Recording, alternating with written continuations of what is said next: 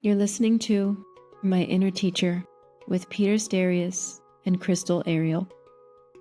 The answers you seek are within you. Welcome, Kara-Leah. It's so nice to see you on the screen. It's been a couple years since I've seen you in person, but I've always respected the journey that you've been on. And with our new podcast, we're talking to people that have had to make choices, had to choose to move beyond what they may have learned from their teacher or lack of a teacher, move on into something that serves them.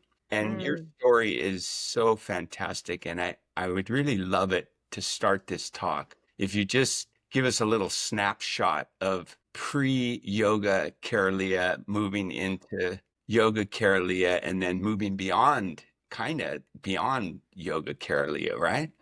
Okay. Snapshot. Yoga, Kara-Leah. I was, oh my goodness, so in my head and completely unaware of it. Very controlling, totally rigid. Thought I knew everything. Body was rigid, mind was rigid. Yeah, I had a spinal fusion when I was 16. So I was very inflexible. That was me pre-yoga, and very intellectual, very rational, very skeptical, all those things. Yeah, Did you say spinal injury? Yeah, I had a spinal fusion when I was 16. That's really young. Yeah, it was one of those, it was like a spontaneous disc rupture. There was no inciting incident, no injury, anything. I just woke up with sciatic pain and they were like, oh, CT scan, you have a ruptured disc. Wow. Yeah, back pain is an amazing teacher. Personally speaking, I'm sure at 16 you didn't have a whole lot of skill set to deal with it except listen to what the doctors told you. Yeah, and that was part of it, like just really trusting the external authority. And then, within 5 months, I was having a surgery, and a couple of years later, maybe 5 years later, I started getting sciatic pain down the other side. And I was just like, you know what? These guys don't really know what they're doing. They might have fixed the apparent presenting problem, but they obviously we haven't solved what's underneath, because I'm still having the same thing happen. And that was actually what got me into yoga when I was 25, because it had got so bad, the sciatic pain. I was walking with a limp. My right foot was half numb. I was in excruciating daily pain. And I was just like, okay, I just have a feeling that yoga is a thing that I need to do. So that's what got me into the practice. Yeah, and did you find a teacher for that? Or was it just, here's a yoga class, I'm going to start doing yoga? Yeah, I was living in Whistler at the time, and there was a husband and wife team that were teaching Ashtanga Mysore style.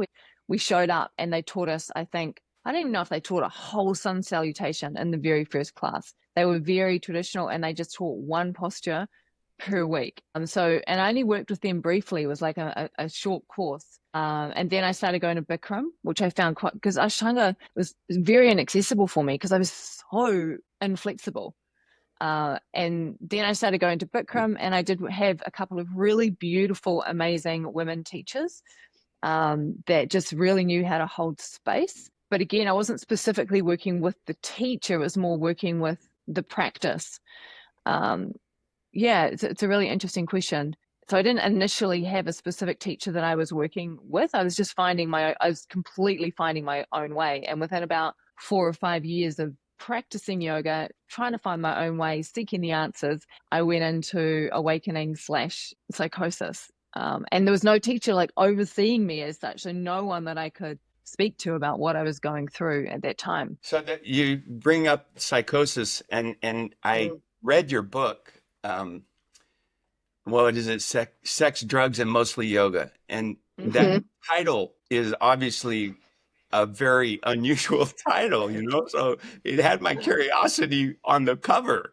And so going through it, though, what an incredible story. So this first episode, is that what starts in the book? Yeah. So the title was suggested to me by my editor. My original title was Field Notes from a Kundalini Awakening.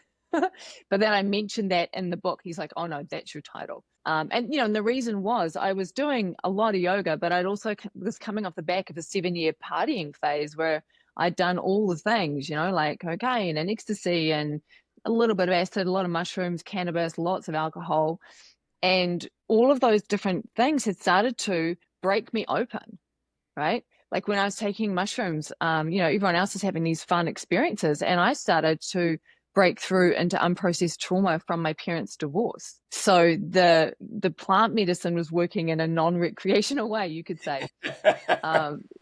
So there was a lot of drugs involved. And then I was in this relationship with this amazing, beautiful man. We were engaged. It was really intense and very sexual, the relationship. So there was a lot of opening happening on the sexual side as well. So the combination of diving deep into yoga and really opening the body through yoga and also through sex, and then the mind, opening the mind and the psyche through the drugs, like I would not recommend it in the way that I did it at all, because I ended up in a psych ward, which was horrific and definitely not on the life plan. Like waking up, I'm in a ward, 3 other beds, and I'm not allowed to leave. It's just like, how did this happen?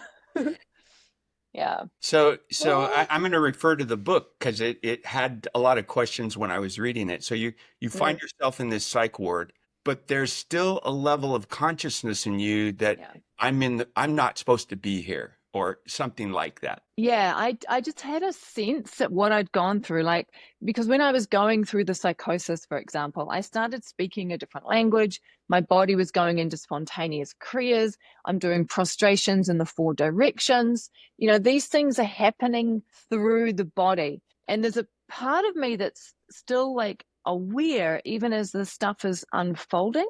Yeah. So when I wake up in the psych ward, my strategic mind is like, okay, I'm here. They think I'm crazy. If I disagree with them, they're going to think I'm even crazier. So I better agree with them, do what they say, ground myself, do some practice, and just do whatever's required to get myself out of here so I can take whatever actions I need to recover from whatever it is that has just happened to me that is not just psychosis. Right. Yeah. So there was a level of numbingness for sure. And how long did that process take? The recovery? Well, you're in the ward, you start to realize as you get some sense of yourself back from the journeys that you still have a witnessing presence in your mind. Yeah. And now that you've got this reconnection with the witnessing present in your mind, how long does it take before you come up with a plan to like follow everything everyone's saying, including taking all the drugs, the medications? Absolutely. Yeah. So there was two times I ended up in the psych ward. The first time I was only in there for like 2 nights, and the psychiatrist was he was like, oh, it's spiritual burglary. You've opened up doors of perception you were not ready for. But they also diagnosed me bipolar and medicated me and sent me away. And then 3 weeks later, my fiance broke up with me, and the intensity of that experience and the way that I processed or didn't process emotional trauma triggered a second episode. And that time I hadn't had any drugs, so we couldn't blame like the acid or anything. And I was in the psych ward that time. It took me 9 days before they felt like I was stable enough to leave. And they prescribed me, I can't remember exactly what, some kind of anti-epileptic. I refused to take lithium because I knew what lithium did to people. I'd seen it in a family member, but I was happy to take an antipsychotic. So they prescribed me 2 things. They sent me away. I continued to take the medication for another 6 months while I stabilized myself until I felt like I was stable enough to begin to slowly cut down the medication. Like I was very responsible through it all. Yeah, good for you. So then when the time came, you're starting to feel stronger. Yeah. You have a practice, memory of a practice, but you've also had some kind of Kundalini awakening. Did you have a context for that? Were you aware of that as something that's kind of tradition in yoga? I know, and I had never heard of it, but I just had this knowingness. I just need to practice yoga every day and I'll be okay. Yoga is the path. I just knew yoga, but I didn't know about Kundalini awakening for another 2 years. And it wasn't until I went to a 1-day workshop with a Swami in New Zealand, and he started talking about Kundalini and the force and what happened. And then he throws in this line, the psych wards around the globe are littered with people who have had Kundalini awakenings. And I was like, oh my God, he's talking that. Oh. And it was the first time I realized that this is what, I almost burst into tears, because just having that external validation that what had unfolded was known in the literature, was part of the path, was just part of what happens, was just such an enormous relief, because I'd been really, like, I knew that it wasn't just mental illness, that I wasn't psychotic or whatever, but having someone else affirm that was just like, relief, such relief. You're not. Yeah, totally. And then there's context, and then there's teachings around it, and like he was the Swami, bless him, he was just so supportive. Like he invited me around for a cup of tea, and we sat and we chatted, and he gave me a practice to do, and he just kind of sent me on my way with a little bit of like, okay, I've got this now. Yeah. Fantastic. I think this, the podcast is about finding your inner teacher, listening to the voice within. And there's a lot of, my experience with that in the beginning is there's a lot of voices competing for your attention, right? Did you notice that? Or was it a single voice that you familiar with? I've always had quite a strong intuitive compass. Like I just feel pull towards something, or there's a knowingness. And that was happening even stronger when I was in the psychosis. I just kept having knowingness of certain things that then came to pass. Like I would feel something, I'd see something like, oh, this is going to happen, and then it would. Like a couple of months later. Yeah, it's just always been there. And coming out of the psychosis, a beautiful, amazing, incredible thing about going through psychosis is that it's so apparent, the difference between resting in awareness, knowing yourself as awareness, and the fluctuations of the mind. Yeah. So I came out able to be aware of the mind, and I knew, do not believe anything my mind says. Right? It might be useful. I might want to act on it, but it's always starting from that place of, just not believing any of it. It's all conditioning. It's all just karmic momentum. And that was such an incredible, incredible gift, because I have just continued to find my way on the path. And I have encountered extraordinary, amazing teachers who have definitely, made a huge difference, but I haven't had that in-depth, ongoing long-term relationship with one teacher as such. So I have absolutely had to attune to that inner knowingness, and I feel like the psychosis really did deeply awaken it in me. It was so apparent. Yeah, that's fantastic. Tradition obviously in yoga is you find a single teacher, and that single teacher becomes respectfully your guru, and your discipline is dictated, let's say, by the guru's prescription for you, right? Like they give you a practice tailored to your personality, supposedly. At some point, in some way, your journey is, I hate to say this, but lucky in a way that a lot of your experiences have come self-generated, and the authority that you find within yourself is familiar.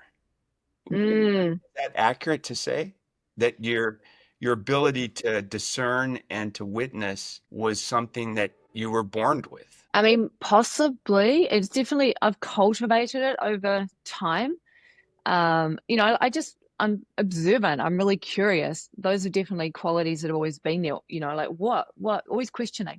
And I did notice when, after the psychosis, I would notice when someone would ask me a question or someone would say something, and I could feel this energy in the field that was like defensive or whatever. And I started to realize every time that came up, that was like the apparent individual sense of self, or, some people might use the word ego.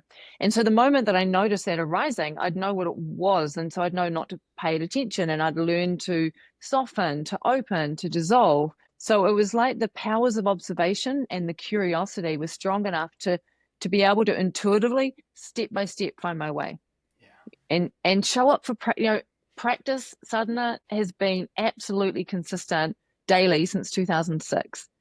And I think that is a huge aspect on the yogic path, is that a lot of students don't have a daily sadhana, right? And by that, I mean your own practice on the mat without YouTube, without an online class. It's just you and your mat. And even a lot of teachers don't have that.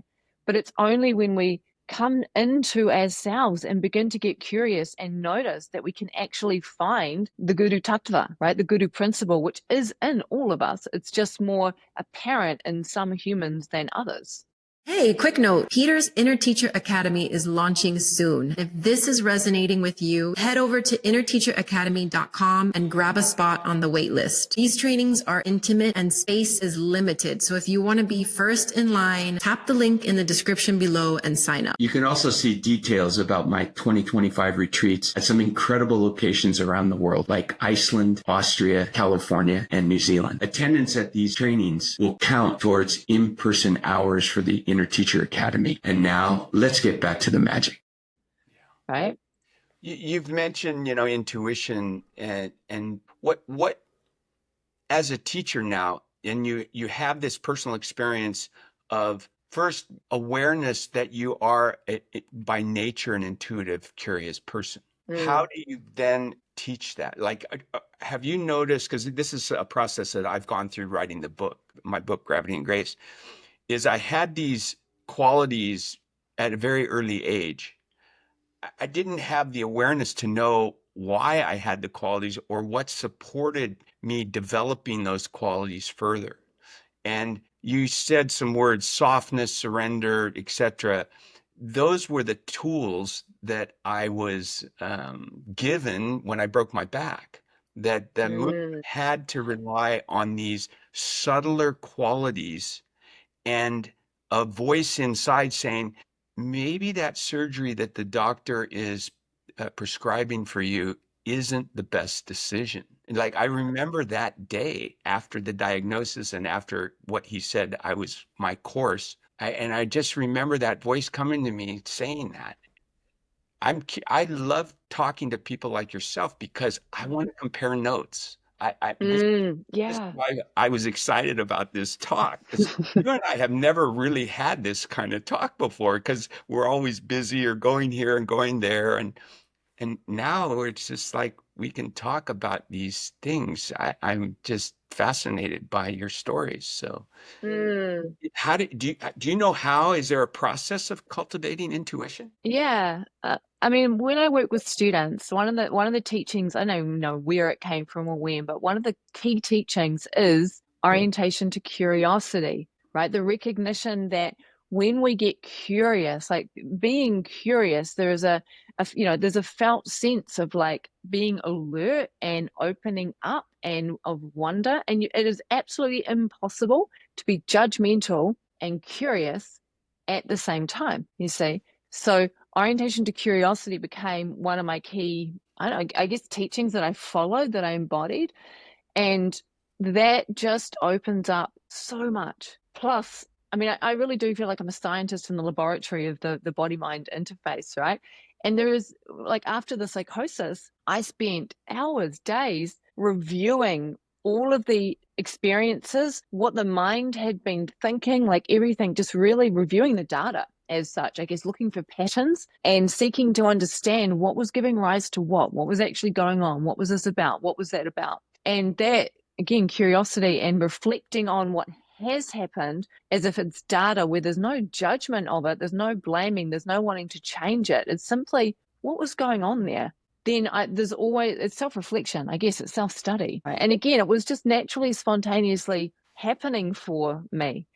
And so when I'm teaching students, like when we're doing postures in class, if we might cue something and then come into a counter pose or resting pose, and I'll often cue, reflect on what just unfolded before we go into the next round. So it's that sense of noticing what's happening, reflecting on what's happening, letting go of what we think about it, letting go of the judgment. Because in some ways there's nothing to figure out. Life just happens through the being when we surrender and let go. Yeah, I did a lot of research for my book because I had a whole chapter on intuition, the studies of how to support and cultivate intuition. And, surrender is such a charged word in the English language, because it implies you lost, like, okay, I surrender, but in reality, it takes this inner strength to solve it and surrender and to be curious. And so that's very consistent with what I understand it to be in the process to move into. I'm curious for now, like now that you've moved beyond that, what would you call it, potency of that experience in the moment into reflection on that.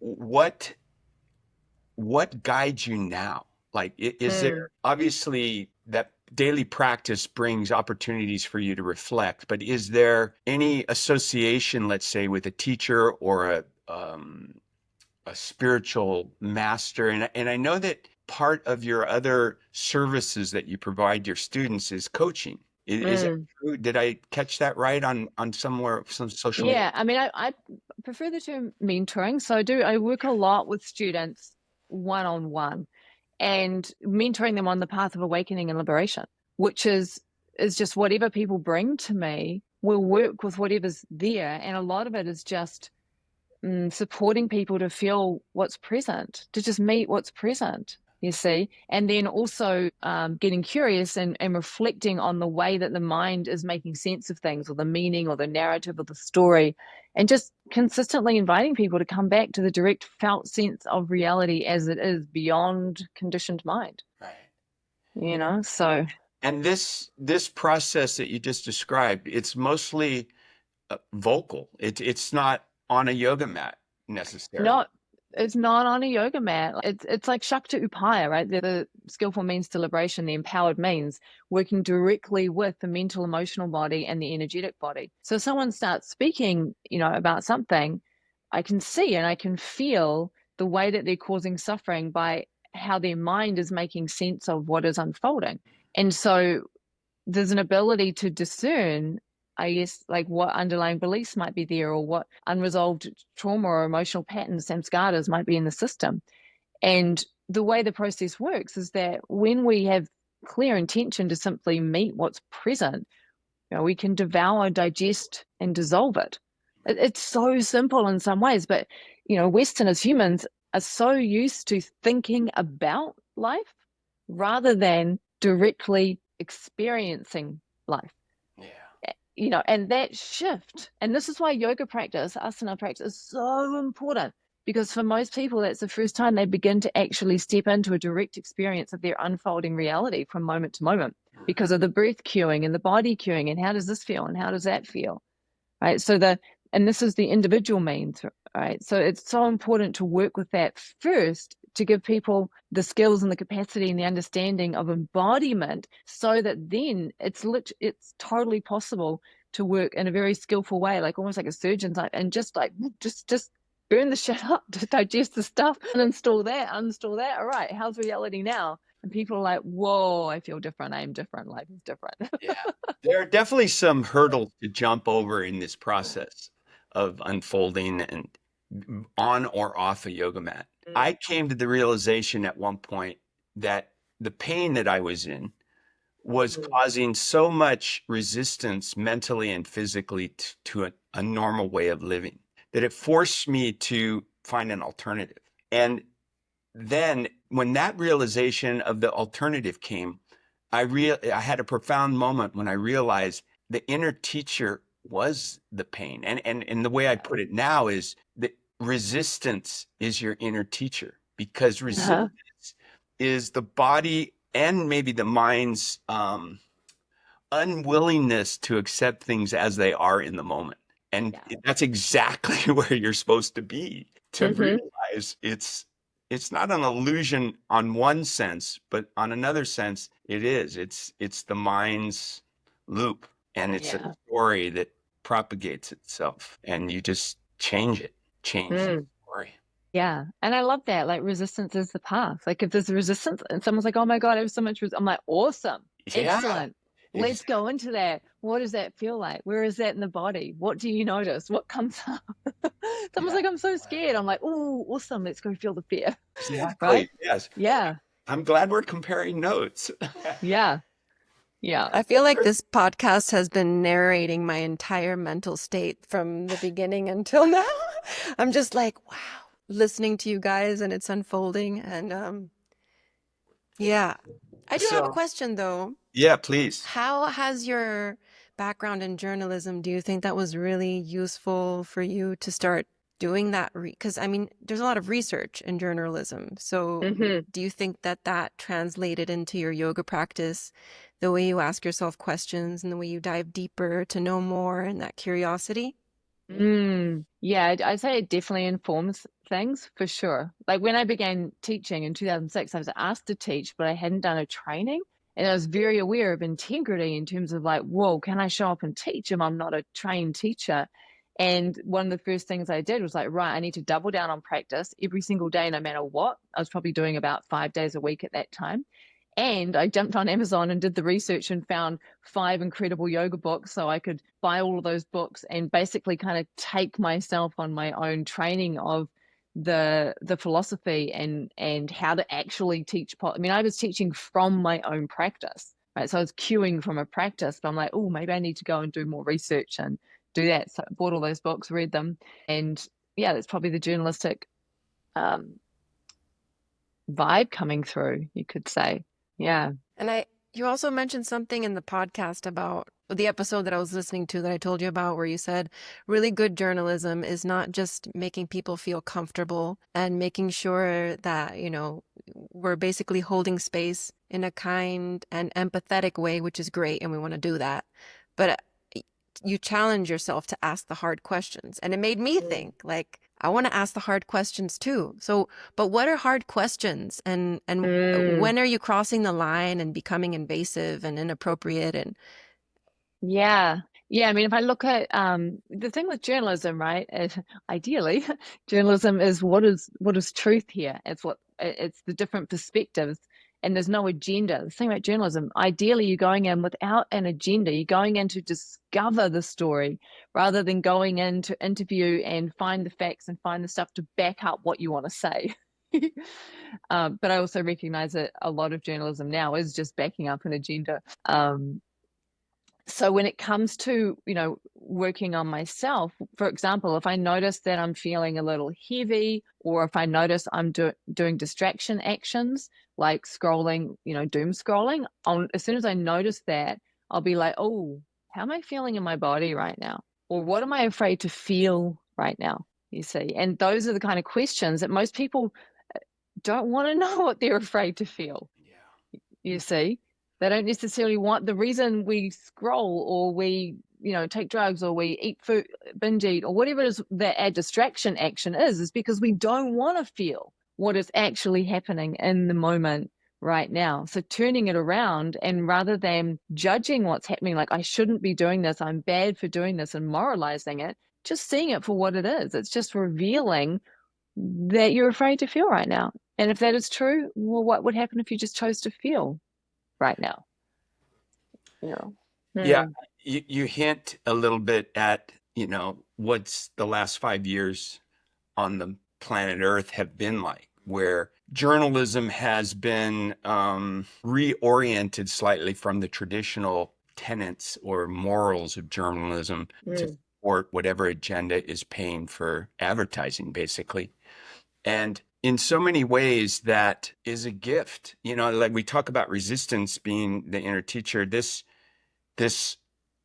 situation globally where some of the authority that we've trusted in the past, whether it's government or, in educational institutions or whatever it is, corporations, whatever, we've assumed a certain trust with these institutions because of continuity. Like they wouldn't survive if they hadn't been providing some service. But the veil has been pulled back now. And we're in that uncomfortable situation of turning our authority back on ourselves.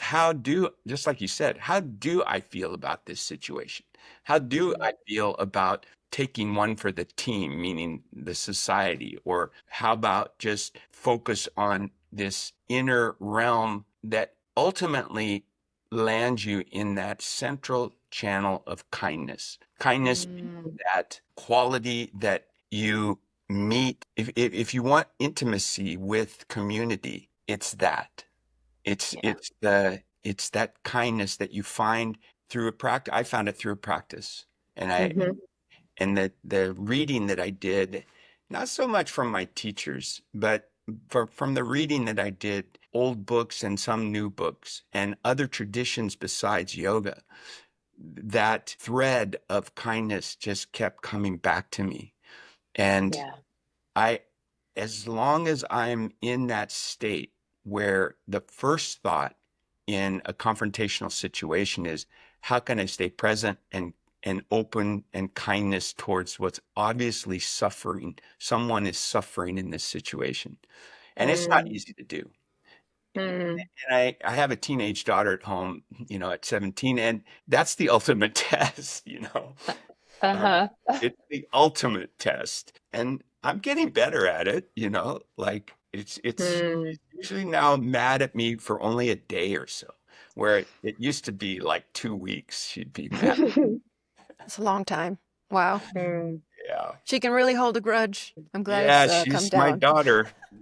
That's how I work. Yeah. Mm. Wow. Yeah, I think one thing I noticed from the last 5 years is that I've just become so clear that we are here to radiate reality. Right. So I see a lot of reaction to the apparent sources of power, whether it's governments or institutions or organizations, and people wanting them to be different. And ultimately, like it's such a cliche, Gandhi, be the change you want to see in the world. And at the same time, if everyone was actually embodying that, not just like flinging it around as an intellectual meme on the socials, but actually being that, we would see a radically different world. So I see what's happening right now as a deep call to come into the strongest, deepest power. And I guess one of the vows that it's not like I took the vow, it's more like the vow took me when I was flying home from my training with Shiva Ray. So I finally did a teacher training in 2010. I just had this profound sense. I was in a challenging relationship, and I'm like, all I need to do is orientate to truth, to speak truth in each moment to the best of my ability, and love, the compassion, right? And if I can orientate to those two things in every single moment and stop trying to control, manage, manipulate the situation and lead from truth and love, then what will be will be. And I got back from that training, the relationship, which had been off and on and crazy and all the things, it dissolved within a month. Like all I had to do was just stand in truth and love. And then later I started to add in, based on the teachings of Christopher Wallace, the well-being of all beings, right? So this is the prayer for pure motive, which antidotes the ineffective motives for spiritual practice. And so it just becomes, can I practice out of love?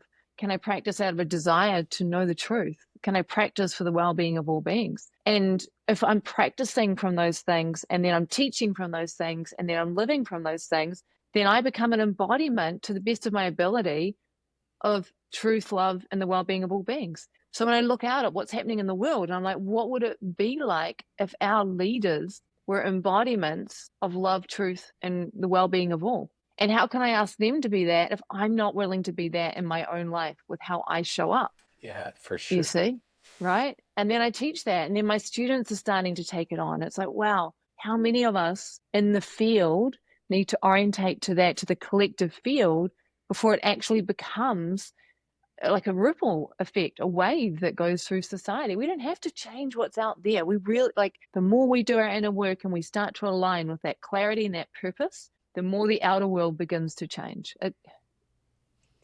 That's simple. It's so amazing what you're saying just now, because for the last 5 years, I've been in kind of a fog. And that's a perfect metaphor for it, because I knew that the fog would clear at some point, but I didn't know when. But I didn't really have direction because it was foggy. And it's only within the last 4 or 5 months that clarity, the fog started to clear. And the result of it is I've shifted my focus on teaching yoga to train teachers. And I'm going to develop this program of not teaching teachers. I'm going to teach anyone who shows up who wants to move into this inner journey. And some of it is on a yoga mat and some of it's not on a yoga mat. I used yoga like you as this uncoiling of the traumas and the contraction in my body physically that morphed into psychological trauma and uncoiling those some scarred, traumas in the body. This inner journey, I don't see many people teaching. The contemporary modern day yoga class is still focused on the body as, I don't know, like A pretzel. yeah, in a way, that's a good point. But my goal, like with the inner travel, the inner journey, is if you find what you're looking for on that inner journey, and if you want to share that urge to share with others less fortunate, didn't have the same opportunities that you had, then you become a teacher. Then it's not something that you get a certificate for and go out and teach. The desire is there to go and share. And the people that show up, they show up. It's really still the very traditional way in yoga. It's like word of mouth is powerful. I mean, yeah, it to me, it's social media is great on one level, but it's also very artificial. It lacks one essential quality, presence, right? It's better than nothing. That's what I learned during the pandemic. These kinds of gatherings like we're doing here, better than nothing.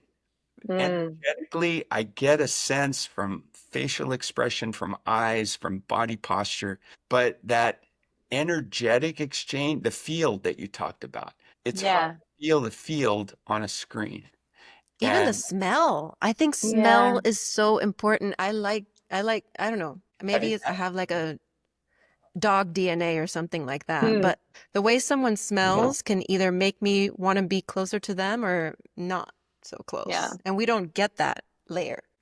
Yeah, the smell is definitely missing. My experience of working online, like I've been working online a lot in the last 5 years. And part of what I do when I'm doing small group containers is weaving the collective field. So the opening meditation has all of us in a temple together. And what I've found is that it is entirely possible to work online and weave an incredibly powerful collective field within the container. And I see the results as such in terms of, I'm finishing a container right now called Own Your Desire. And there was 5 of us in total. It's really intimate. And as one of us shifts and changes, it's like we all ride the wave of that. Like it impacts our own psyches. And because we're not an individual, this is the delusion, right? There's the I, the we, the all, and the that. And what I see in the yoga world or the wellness world is there has been such a focus on healing the I, my unworthiness, my not enoughness, rah-de-rah. And I'm just like, look, every single human has that until they don't. This is not your wound. This is the collective, like another mala, like this is the impurity of individuality. Right, that everybody has until they don't have anymore. So starting to deepening, like when I work with students now, my emphasis is on starting to soften that focus on the individual and my healing. And it's like, no, like collective, we are working for the collective, we are working collectively. And when one of us opens and rises on something, it helps the other open and rise. And being online, it's entirely possible from my, to do that kind of collective work. I look forward to exploring that more. My experience so far, I haven't taught that much online, but it is possible to have an experience, even just listening to this conversation. We've done a few of these now where I'm vibrating that resonance. I'll be vibrating your resonance for days. Yeah. I get that. That's it, exactly right. Because it's like our energy fields, they merge. And there's that felt sense of like, and I'm saying like, I'll feel your essence. And yeah, it's incredible. And this is the thing about going through psychosis, right? A lot of what was happening to me in the psychosis was this perceptual ability coming online. But because I was still very identified with the apparent individual sense of self, and I did not have context, I did not have grounding, those perceptual abilities coming online looked crazy as such, because I didn't have any way to work with them skillfully. So now there's a sense of like, I will have similar experiences to what I had in the psychosis, but I'm orientated to awareness, and I'm grounded. And so I'm able to be with and experience that. And it's just no big deal. Yeah. Do you find the need for medicine in terms of plant medicine these days, or do you find that your practice has enough material? Yeah, it shows up when it shows up, Right. is what I would say. I mean, my practice is extraordinary for sure, and I don't often step into plant medicine ceremonies anymore. I do work with cannabis and tobacco occasionally, and find that incredibly potent and powerful. I had a friend of mine who went over to India and spent time with the sadhus there and was initiated into Chilam ceremony. And then he came back to New Zealand and we used to do a lot of yoga together. And so we would do Chilam ceremonies, and the power of going into a Chilam ceremony with him in terms of the way that it dredged up the deepest, darkest samskaras, for full processing. Like I would literally end up on my hands and knees and like vomiting, right? And technically this is only cannabis and tobacco. But within the context of the ceremony and with the mantra and the intentionality and being connected to this lineage that goes back thousands and thousands of years, the amount of power and what unfolds in the system can be incredibly powerful. Yeah. Aren't those mantras and songs really, really crazy? Like there's been times when I'm sitting in ceremony and someone will be chanting, and at first it's really annoying. It almost feels like the most annoying sound ever. And then after a while, you start to feel something in your body, and then it starts coming up, and then it comes out, and then you feel liberated from that.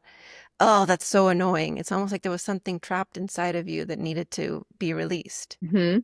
Yeah, it's a really good way to describe it, for sure. Like I always know if I'm starting to feel annoyed, I'm like, oh, I'm blocking this because there's something about to happen. So it's an indication, and like the annoyance is an indication of like, oh, soften and open. Because as you say, once we open and receive and allow the sound and the chant to merge with that field, that vibration will vibrate out, devour, digest, and dissolve whatever samskara is ready to be dissolved. I'm just laughing on the inside. Humor is another part of, I think this journey that in my book, I describe humor as the seventh sense. Intuition is the sixth sense. Sense of humor is the seventh sense. And as you were talking about this process, I have the exact same experience. Well, not the exact. I have a similar experience working with a teenager on a daily basis. That annoyance, it puts me into a place now. It's taken a while for me to get there because I was still identifying with the story of parent that I inherited from my parents. But that moment of seeing the annoyance is just an opportunity to go closer, softer, hold space, and see what unfolds. And what has unfolded, it doesn't happen in the moment. It happens maybe a day or two later. Something shifts without me knowing it, and the relationship is back on track.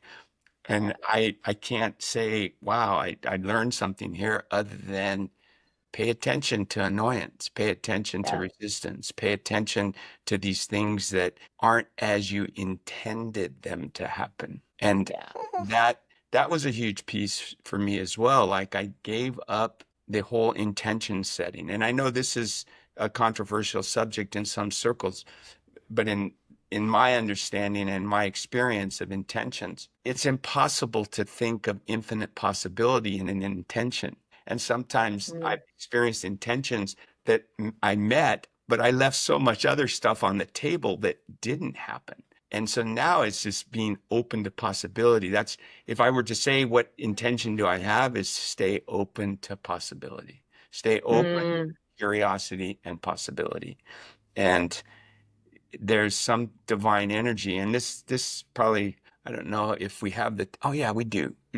How do you relate some of this to divinity? Like, is there a piece for you that has a divine source? I mean, when you say that, I just want to drop in and just feel the blessings of the goddess, like just feel that substrata of reality. Like it's just there. It's always, always there. The only question is like, where am I? Is there identification with the mind?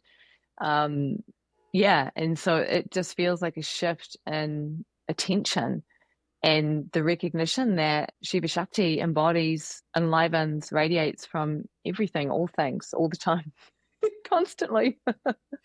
Yeah, we are that, like we are that. Do you feel that what you describe has an agenda? Like and it must be a magnificent agenda in Yeah. terms of all encompassing, but do you feel like there's Yeah. agenda to this? Yeah, I totally, to enjoy the diversity of it all, the play, the great play of life. Yeah. Like it's extraordinary to be alive and to actually be able to deeply enjoy, right? Like one way that, awareness is translated sometimes, the joy of beingness. And that's the agenda. Like, yeah, when I feel into that sense of Shakti, it's just like the richness of life. That's what I love about Tantra. It's not just about transcending this messy material existence. It's about being able to open to and fully enjoy all aspects. If you're really sick, can you enjoy it? If you're injured, can you enjoy it? If you're heartbroken, can you enjoy it? If your house is just burned up, can you actually meet it really fully and allow yourself to feel the grief and even enjoy that, right? Because it's all ultimately sensation. It's aliveness. It's God. It's all God.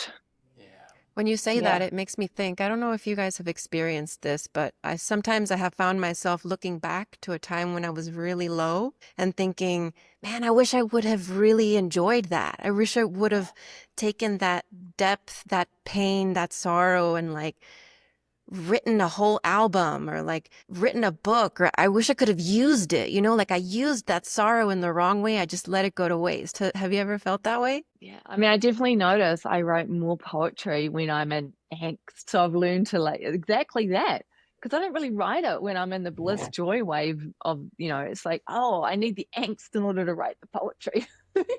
Yeah. So I embrace heartache now. Like if I, it's just like, if I feel it coming, I'm just like, oh yeah, let's go. Let's just enjoy this, because everything has its sweetness. Everything has its sweetness. What about coincidence?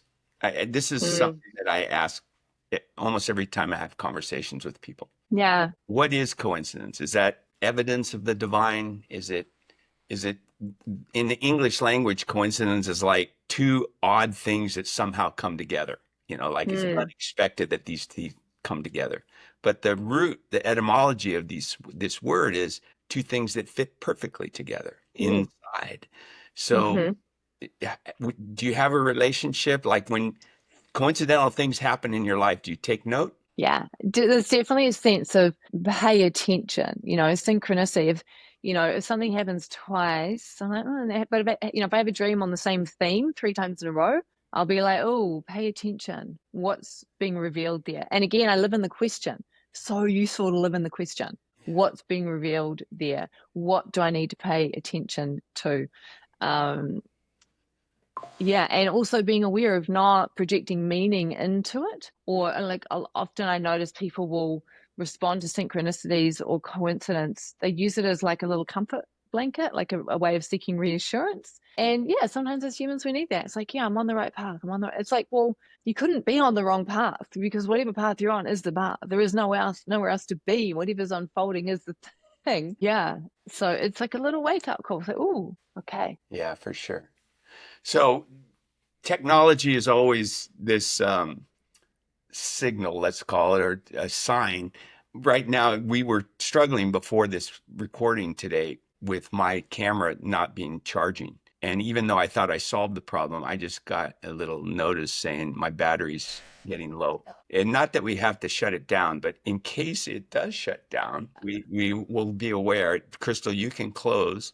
The reason I asked about coincidence is because I've noticed a string of, what would you call it? I've had 3 near-death experiences in my life, like where I was my last breath.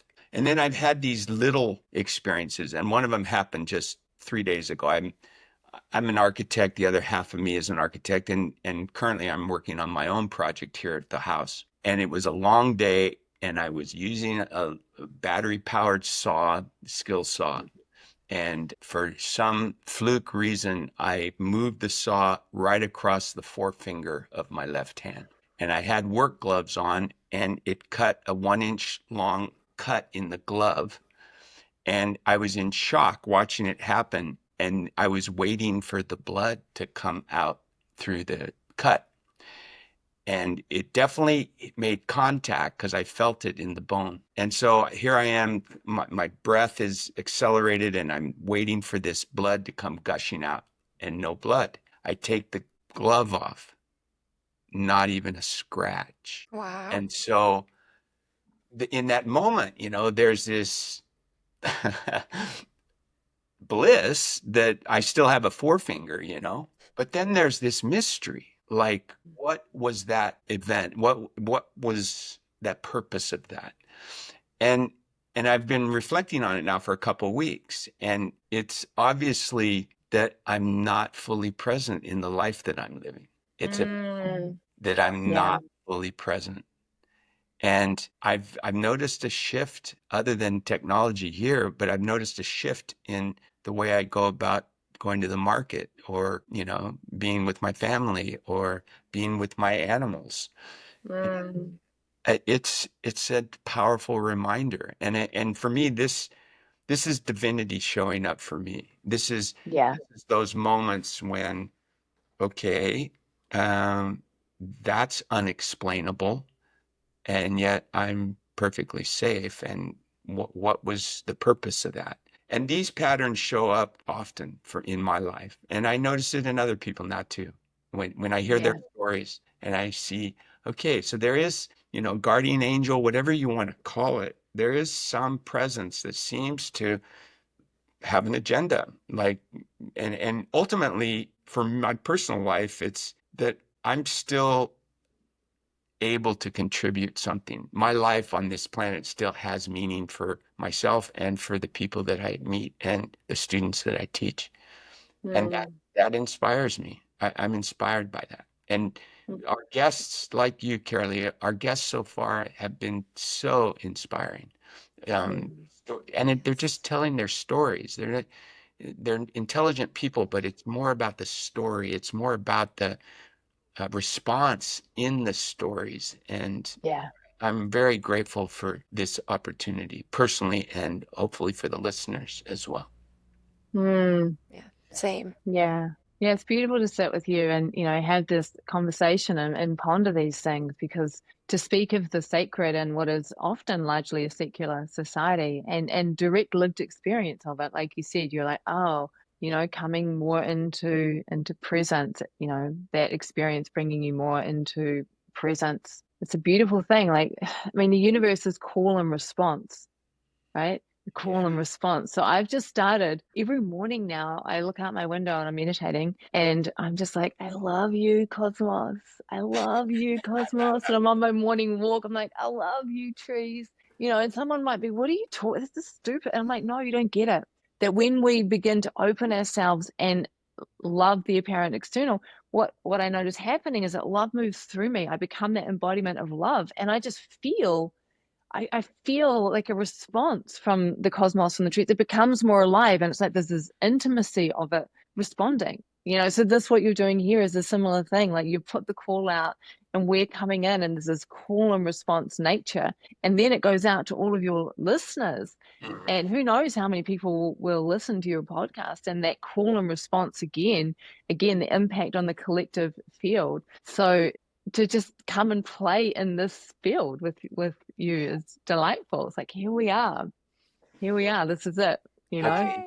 You're changing my whole opinion about working on a screen, and thank you for that. It takes that potency to like, okay, I'm not going to use that line anymore. Yeah, because like whatever we perceive or believe is what happens. So when you start to go, wow, the amount of power, the amount that we can weave the collective field through the screen, that is what then starts to unfold, because we are ultimately self-sourcing beings that are generating reality. We generate it. Just like, yes. Yeah. So we bring our love, we bring our devotion, we bring our celebration, we bring our joy, and then that is what begins to unfold, Fantastic. Well, I feel like I just sat down to the biggest, sweetest meal of my life. And my belly is full, my heart is full, my head is Mm. full. Crystal, was there anything that you'd like to add to or ask Kara-Leah? Yeah, I think just for fun, what does your inner voice, your inner teacher sound like? Like if you had to describe what it looks like and sounds like, what would that be?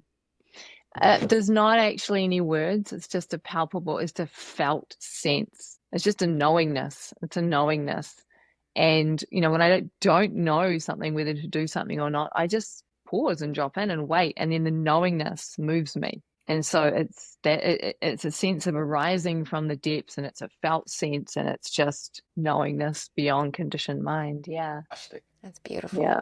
Thank you, Kara-Leah, for making time for us. It's been just fantastic for me personally. So Yeah, my pleasure. Thanks Thank you so so much for much. inviting me on to play. yeah, you're welcome. Hope to see you in the future. Alrighty. Bye-bye. Bye. That's it for this episode. Be well and stay open to the teacher within. If you've enjoyed our time together, follow or subscribe and stay tuned for upcoming chats you don't want to miss.